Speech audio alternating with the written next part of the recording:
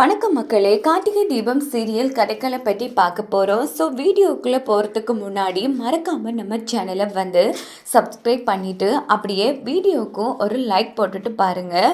இப்போ பார்த்தோன்னா நம்ம சாமுண்டீஸ்வரி திட்டம் போட்ட மாதிரி எல்லாத்தையும் சூப்பராக நடத்திட்டுருக்காங்க. இந்த பக்கம் பரிகாரத்தை கார்த்திக்கிட்ட சொல்லிவிட்டு நம்ம ரேவதியும் லீவ் போட்டுட்டு வீட்டுக்கு கிளம்பிடுறாங்க. ஸோ நம்ம கார்த்திக் சும்மா இருப்பாங்களா? சந்தேகம் வந்துடுது. உடனே ஒரு தாலி கடைக்கு போய் இப்படி சாமுண்டீஸ்வரி ஃபோட்டோவை காமிச்சு இவங்க தாலி செயின் வாங்கினாங்களா அப்படின்னு விசாரிக்கிறாங்க. அவங்களும் ஆமான்ங்கிறாங்க.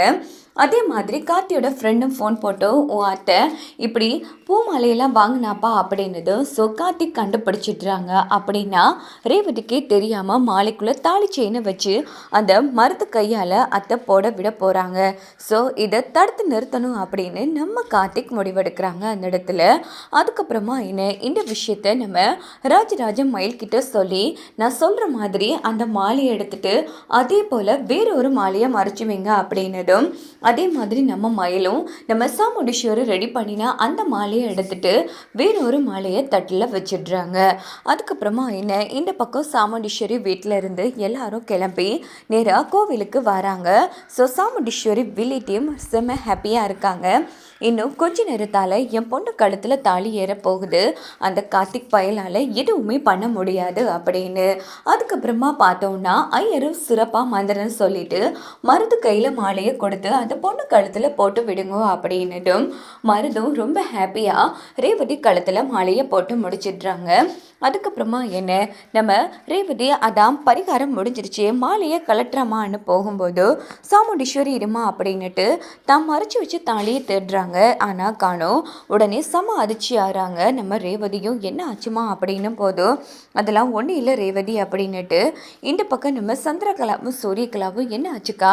அதான் நம்ம ரேவதி கழுத்தில் தாலி ஏறிடுச்சு, ஏன் ஒரு மாறி இருக்கா அப்படின்னதும் கிழிஞ்சது போ, அந்த மாலைக்குள்ளே நான் மறைச்சி வச்சேன் தாலி சீனியே காணும் சந்திரா அப்படின்னதும் சும்மா இருப்பாங்களா நம்ம சந்திரா சூரியகலா ரெண்டு பேரும் செம அதிர்ச்சி ஆகிறாங்க. அத்தை என்ன அத்தை சொல்கிறீங்க? ஆமாம், ஆனால் நாம் வாங்கின மாலை எங்கக்கா போச்சு? அதான் கலா எனக்கு ஒன்றும் புரியலை. சரி இங்கே வச்சு எதுவும் பேச வேணாம், ரேவதிக்கு சந்தேகம் வரும், கிளம்பலாம் அப்படின்னுட்டு எல்லாரும் கிளம்பி வீட்டுக்கு வந்துடுறாங்க.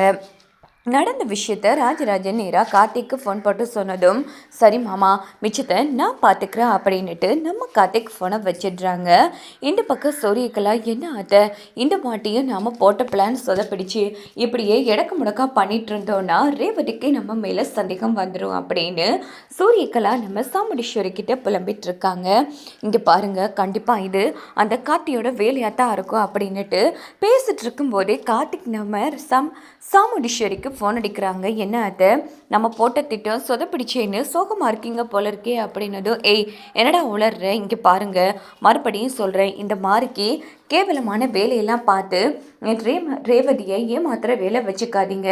இன்னைக்குல நாளைக்குல ஒரு நாளில் ஒரு நாள் கண்டிப்பாக ரேவதிக்கு பழைய ஞாபகம் வரும். அப்போது நீங்கள் அந்த வலியை ரொம்ப கஷ்டப்பட்டு தாங்க வேண்டியதாக இருக்கும். ஏன்னா கண்டிப்பாக ரேவதி நீங்கள் ஒரு அம்மாங்கிற விஷயத்தையே மறந்துடுவா, அந்த அளவுக்கு நீங்கள் பொன்படுவீங்க. அதனால் இப்போவே தெரிந்து ஒழுங்காக வாழ்கிற வழியை பாருங்க அப்படின்னு கார்த்திக் சொன்னதும் எனக்கே நீ அட்வைஸ் பண்ணுறியா? இங்கே பாரு, என்ன நடந்தாலும் சரி அடுத்த முயற்சிகள் பண்ணி எப்படியாச்சும் நான் பார்த்துருக்கிற மாப்பிள்ளைய என் பொண்ணு கழுத்தில் தாலி கட்ட வைப்பண்டா. கட்ட வைக்கல, என் பேர் சாமுண்டீஸ்வரி இல்லை. இங்கே பாரு, நான் இதுக்கு உனக்கு பயந்து திருட்டுத்தனமாக கல்யாணம் பண்ணணும். இப்போ சொல்கிறேன் நல்லா கேட்டுக்கோ, ஊரறிய உலகறிய என் பொண்ணு கழுத்தில் நான் பார்த்துருக்கிற மாப்பிள்ளை தாலி கட்டுவாண்டா, முடிஞ்சா தடுத்து நிறுத்தி பாரு அப்படின்னுட்டு சாமுண்டீஸ்வரி ஃபோனை வச்சிடுறாங்க. என்ன அதை சும்மா இருந்தவனை உசுப்பேத்தி விட்டுருக்கீங்க, எனக்கு என்னமோ இதுக்கப்புறமும் என் அண்ணன் தாலி கட்டுவான்னு நம்பிக்கையை சுத்தமாக போயிடுச்சு அப்படின்னு சூரியகலா சொல்லும்போது சூரியகலா எதுக்கே தளர்ந்துட்டா எப்படி? அதான் நான் இருக்கல, என்ன பாடுபட்டாச்சும் நான் எப்படியாச்சும் உன் அண்ணனை ரேவதி கழுத்தில் தாலி கட்ட வைக்கிறேன் போதுமா அப்படின்னதும் சூரியகலா ரிலாக்ஸ் ஆகுறாங்க. இதுக்கப்புறமா பார்த்தோன்னா இந்த பக்கம் நம்ம ரேவதி ஆஃபீஸ்க்கு கிளம்புறாங்க. ஸோ இதை பார்த்து பிரியா செம்ம கடுப்பாகிறாங்க. எதுக்கும் மேம் கிட்ட ஃபோன் போட்டு பேசலாம் அப்படின்னுட்டு, மேடம் என்ன ஆச்சு மேடம் அப்படின்னதும் சாமுண்டீஸ்வரி நடந்த விஷயத்த சொல்கிறாங்க. மேடம் என்னை பொறுத்த வரைக்கும் சார் ஆஃபீஸை விட்டு வெளியில் வரவே இல்லையே, ஆஃபீஸில் தானே இருந்தார். அப்படி இருக்கும்போது எப்படி மேடம் இதெல்லாம் நடந்துச்சு அப்படின்னு போதும் அவன் சரியான கில்லாடி விளக்கத்தை தெரிஞ்சுட்டு அங்கேருந்தே அவன் கச்சிதமாக காரியத்தை முடிச்சிட்டான் அப்படின்னதும் இதை கேட்ட பிரியா அதிர்ச்சியாகிறாங்க. சரி, இப்போது ரேவதி எப்படி அங்கே கார்த்திக் கூட க்ளோஸாக இருக்காளா என்ன அப்படின்னதும், எங்கே மேடம் நேற்றுக்கு 2 பேர் தான் ஒரே டைமில் ஆஃபீஸ்க்கு வந்தாங்க. அதுவும் ஒன்றா ஆஃபீஸில் இருக்கிற ஸ்டாஃப் எல்லாம் எப்படியெல்லாம் பார்த்தாங்க தெரியுமா? இப்படியே போச்சுன்னா நாளைக்கு அந்த கார்த்தி உங்கள் பொண்ணு பொண்டாட்டி ஆக்கிடுவார போல் இருக்கு மேடம். எனக்கு கார்த்தி கிடைக்க மாட்டாரோன்னு ரொம்ப பயமாக இருக்குது அப்படின்னு பிரியா சொன்னதும் சாமுண்டீஸ்வரி செம அதிர்ச்சியாகிறாங்க. இப்படியே என்கிட்ட பேசிட்டு இருந்தா என்ன அர்த்தம்? நான் இங்கே எப்படி என் பொண்ணையும் அந்த எம்டியையும் பிரிக்க முயற்சி பண்ணுறனோ அதே மாதிரி நீயும் ஆஃபீஸில் 2 பேருக்கு இடையில வெறுப்பு விரிசல் வார மாதிரி ஏதாச்சும் பண்ணி தொலை. அப்போதான் நீ ஆசைப்பட்ட மாதிரி கார்த்தி உனக்கு கிடைப்பான். புரியுதா உனக்கு? இப்படியே புலம்பிட்டு இருந்தேன்னு வச்சுக்கோ, கடைசியில் ரேவதி தான் உன் எம்டி சாரை கல்யாணம் பண்ணிட்டு போப்புறா அப்படின்னதும், அச்சோ அப்படி மட்டும் நடந்துச்சு அவ்வளோதான் மேடம். இங்கே பாருங்கள், நான் ஆசைப்பட்டதை எப்படியாச்சும் அடையணும் மேடம். அதுக்காக எந்த எல்லைக்கு வேணும்னாலும் போவேன். சரி மேடம், நீங்கள் சொன்ன மாதிரி நான் பண்ணுறேன் அப்படின்ட்டு பிரியா ஃபோனை வச்சிட்றாங்க. ஸோ அதுக்கப்புறமா என்ன இங்கால பிரியாவோட ஆட்டம் தாங்க ஆரம்பிக்கும்.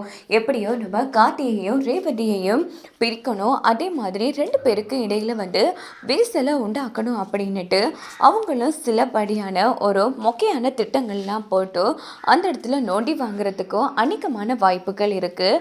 ஸோ இன்னொரு பக்கம் பார்த்தோம்னா கார்த்தியும் வழக்கம் போல் நம்ம ரேவதியை சைட் அடிச்சுட்டே இருக்காங்க. என்ன இவர் இப்படி பார்க்குறாரு, ஐயோ வெளியில் நல்லவராக இருக்காரு, அவர் ரூமுக்குள்ளே போனால் மட்டும் இப்படி பார்க்காரே அப்படின்னுட்டு ரேவதி யோசிக்கிறாங்க. இந்த பக்கம் நம்ம கார்த்தி என்னது ஏசி சரியாக வேலை செய்ய மாட்டேங்குதே அப்படின்ட்டு ஏசி செக் பண்ணலான்னுட்டு ஓப்பன் பண்ணுறாங்க. பார்த்தா அதுக்குள்ளே இருந்த நம்ம ரேவதி மறைச்சி வச்ச கண் நோட்டு எல்லாம் கீழே விழுது.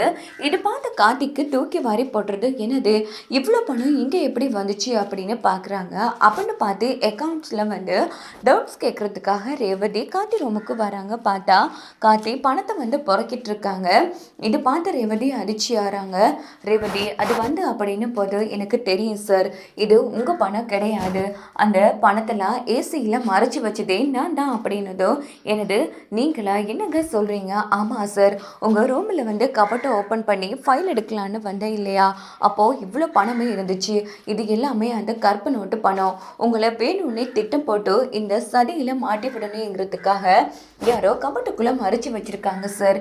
ஸோ போலீஸ் வர்றது தெரிஞ்சதும் நான் தான் நீங்கள் மாட்டிக்க கூடங்கிறதுக்காக பணத்தை எடுத்து ஏசியில் மறைச்சி வச்சுட்டேன் அப்படின்னதும், ரொம்ப தேங்க்ஸ் ரேவதி, மிகப்பெரிய ஹெல்ப் பண்ணியிருக்கீங்க. இந்த உதவியை நான் மறக்கவே மாட்டேன் சார். இந்த ஆஃபீஸ்லேயே உங்களை மாட்டணுங்கிறதுக்காக ஒரு கருப்பாடு இருக்குது. ஃபஸ்ட்டு அந்த கருப்பாடு யாருன்னு கண்டுபிடிங்க அப்படின்னுட்டு ரேவதி அங்கேருந்து கிளம்பிடுறாங்க. ஸோ இதோட பார்த்தோம்னா இந்த ரிவ்யூ முடிச்சிருது. ஸோ இப்படித்தான் இந்த கதைக்களத்தை கொண்டு போகிறதுக்கு அநேகமான வாய்ப்புகள் இருக்குது. வாங்க வெயிட் பண்ணி பார்க்கலாம்.